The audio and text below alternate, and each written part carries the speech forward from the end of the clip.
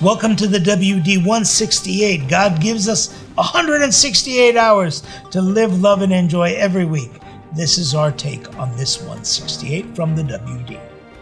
Amidst the pandemic that seems to have crippled many parts and aspects of our daily life, the church has shifted into overdrive, trying to reach and minister the needs of the community, especially in areas of reaching out to this hurting world. This week began with the most special celebration of the Assumption of the Astvazazin, the Holy Mother of God, Saint Mary. In our diocese, we have two parishes that don the name of the Blessed Mother, St. Mary in Costa Mesa, and the other is one of the oldest Armenian churches in America, the St. Mary Armenian Church in the town of Yettem. Where's that?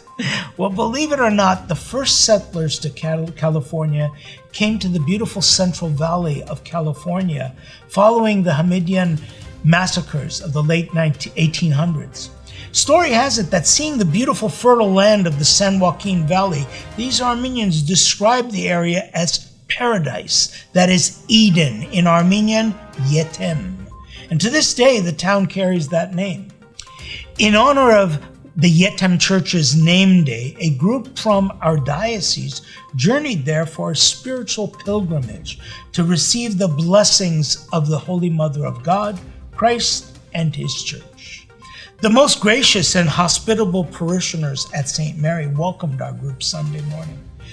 Adapting to the conditions set forth by the pandemic, services were held outdoors, as hot as it was. The tents and the trees in the garden, they offered some relief from the temperatures. Following an outdoor badarak, beautiful badarak, and messages, we conducted the traditional Great Blessing service. Now, this was the first of a series of pilgrimages to the Yettem St. Mary Church that is being organized by our primate, Archbishop Hovnan. Pilgrimages reconnect us to our roots via spiritual spaces. The Yettem St. Mary Church is filled with spiritual goodness, and it's topped off with a history of our people here in the United States. Vazken has directed that the Ladies' Society, the Diocesan Ladies' Society, gather for a pilgrimage on September 13 and the Diocesan Deacons on October 18. More details are on our webpage. Please follow them. Of course, the Spirit needs a place to express itself. The tradition of great blessing, or bringing your first and best fruit to the church for a blessing, is tied in with helping others, sometimes in the form of a meal or in goods and services. At Vazken's direction, in their Sunday sermons, priests throughout our diocese spoke about the dire need for assistance in Beirut. In Cupertino at the St. Andrew Armenian Church, while COVID-19 conditions made it difficult to participate physically in the services, parish priest Father Datev Harutyunyan brought it all together outside of the church, inviting parishioners to make an offering as they picked up their blessed grapes, an offering to our brothers and sisters in Beirut who are recovering after the horrific explosion a few weeks ago that has paralyzed the country. All the donations collected were transferred through our diocese to Beirut Relief.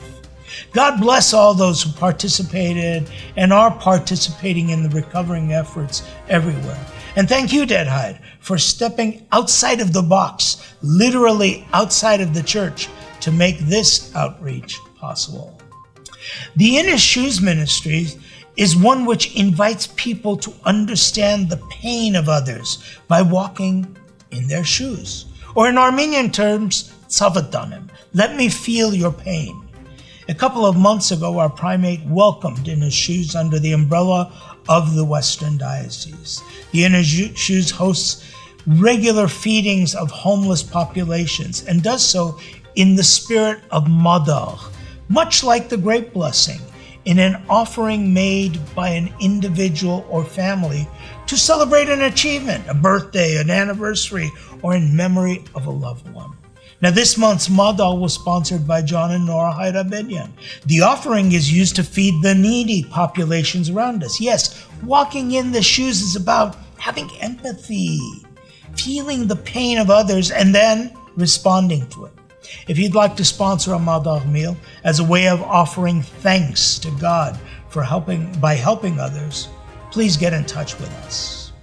On this occasion, we're also pleased to inform you that the Armenian Family Foundation, most noted for its charitable work in Lebanon and Armenia, has directed funds to be used and to assist families suffering from the effects of the pandemic here in the Western Diocese.